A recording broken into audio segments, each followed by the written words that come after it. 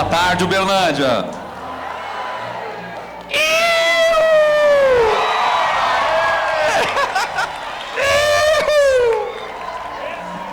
Que satisfação enorme estar aqui nesse momento na presença de todos vocês, recebendo o ex mais amado e querido do Brasil, nosso eterno e melhor presidente, Jair Messias Bolsonaro.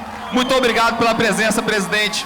Eu quero agradecer a todos que aqui estão, presidente Domingos Sávio, meu parceiro, meu irmão, compadre Júnior Amaral, deputado federal, Charles, que é pré-candidato lá em Juiz de Fora, delegada Sheila, minha parceira lá na Assembleia, e o Samir, que tem tudo para ser o próximo prefeito de Uberaba, tá? Pré-candidato lá em Uberaba. Gente, esse momento para mim é um momento muito especial, porque pela primeira vez eu vou ter a oportunidade de falar publicamente para todos vocês que estão aqui o que eu já falei no privado para o presidente Jair Bolsonaro.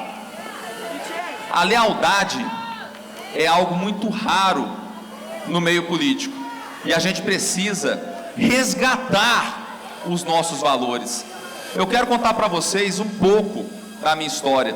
Muita gente não sabe, mas eu sou imigrante nordestino do sertão do Seridó, lá no Rio Grande do Norte. Até os 17 anos de idade eu não tinha água encanada, eu tomava banho de cuia. Eu recebia o Bolsa Família, eu recebia o PET, que é o Programa de Erradicação do Trabalho Infantil. Eu ia num carro de boi, com 2 tambores de 200 litros, buscar água no poço para beber água com a minha mãe.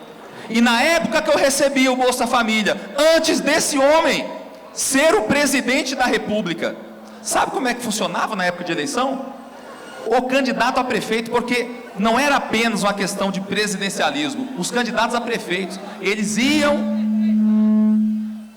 na zona rural e batiam na porta. Ei, você aí, você vai votar em mim? Se alguém falasse que não, eles diziam que, então nós vamos cortar o seu benefício. Olha o jeito que eles pisavam nos mais pobres, que mais necessitavam. E agora que esse sujeito voltou ao governo federal, ele falou o seguinte: ou você faz cartão de vacina para Covid ou não vai receber Bolsa Família. Isso é pisar na cara das pessoas que precisam. Não é assim que se faz política. E infelizmente ele voltou, mas é um presidente atual que não tem povo, porque o povo está com Jair Bolsonaro. Aonde quer que o presidente Bolsonaro vá, é sempre plateia lotada. Aonde quer que ele chegue, o povo está junto dele. Por qual motivo? Por que isso acontece? Porque o presidente Bolsonaro, ele honrou com o significado que está lá na Constituição Federal de representatividade.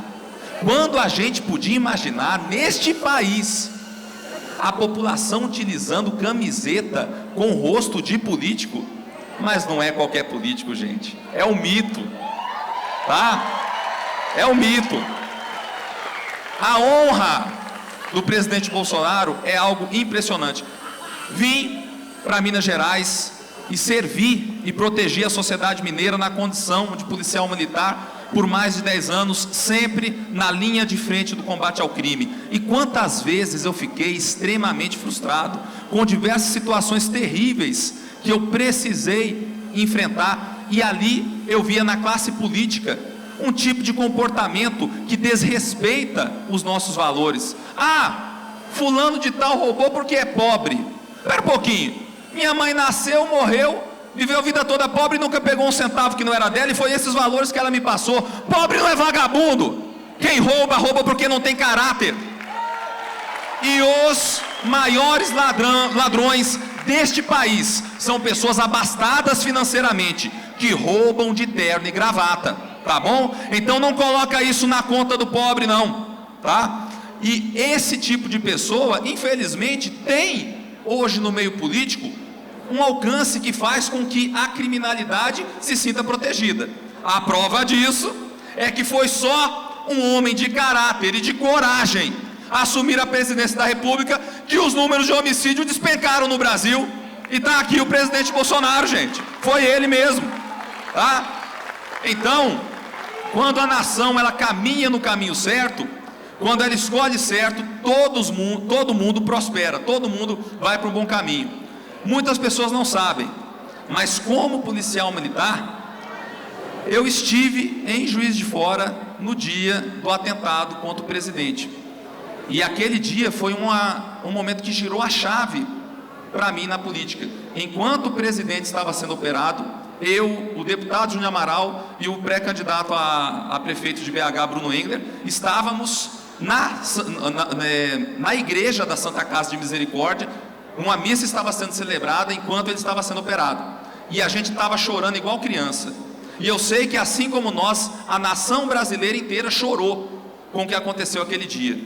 E eu fiz uma promessa para Deus e para o presidente Bolsonaro. Ele não sabia que eu fiz essa promessa. E essa promessa, gente, foi uma promessa que toda a nação brasileira fez. Todo mundo naquele momento falou o seguinte: eu tenho certeza disso aqui, capitão, o senhor não pode mais fazer a campanha, nós vamos fazer a campanha para o senhor. E todo mundo foi para a rua, todo mundo trabalhou dobrado, e um milagre aconteceu, porque foi um livramento. Imaginem o que seria deste país com o Covid-19 se fosse aquele poste do Haddad, presidente da República. O Brasil já tinha acabado, tinha virado a Venezuela. Se hoje nós ainda estamos aqui, é porque o presidente Bolsonaro foi um livramento de Deus para o Brasil naquele momento, e eu não tenho dúvida nenhuma do que eu estou falando aqui.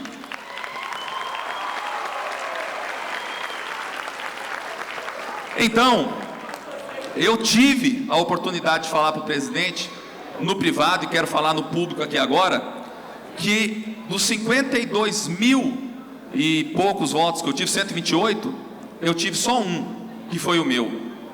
Todos os outros foi o presidente Bolsonaro que teve. E a esposa? A esposa votou no senhor também. Ó, a esposa é o seguinte, a gente tem um problema, porque desde que eu conheci o senhor, ela já brigou comigo, que na foto eu fico sorrindo mais com o senhor do que com ela.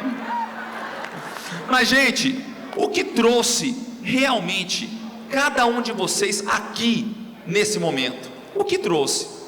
A gente pode responder, né? Não, viemos ver o presidente Bolsonaro e a pré-candidatura do deputado Caporeso. Mas eu acho que vai além disso, não vai?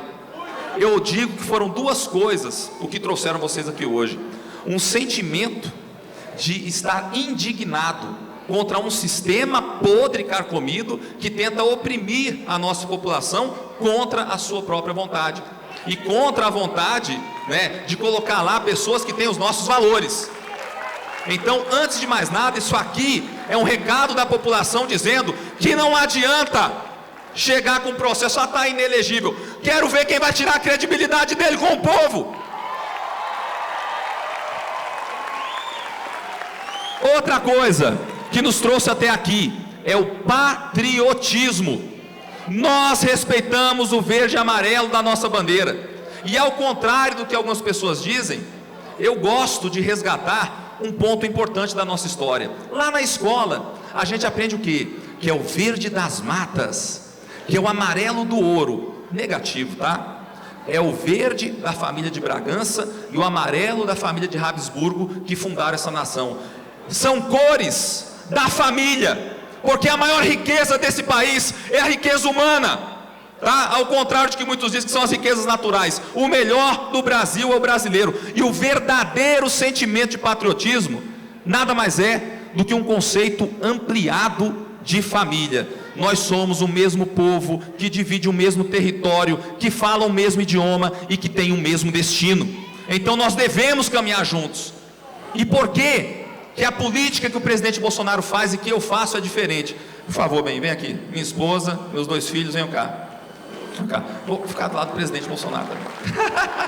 Olha, essa política é diferenciada porque nós, enquanto pessoas públicas, estamos lutando por isso aqui. É pela família. E é a união das nossas famílias que vai limpar a podridão no Brasil.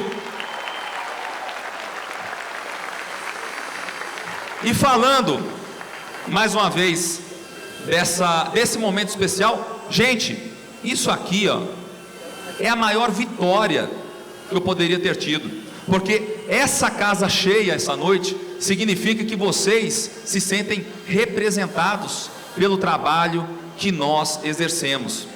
E muitas pessoas têm me procurado, presidente, e falado assim: ó, Caporeso, agora que você vai ser candidato a prefeito, tenta adocicar um pouco o discurso, você é muito radical às vezes, você tem que falar um pouco mais manso. Olha, muita gente fala inclusive o seguinte: talvez, se minha princesa Olívia acabou de chegar aqui, ó, o berlandense, às vezes o seguinte, se o Bolsonaro não tivesse falado com a firmeza que ele falou, talvez ele seria reeleito. Sabe o que acontece?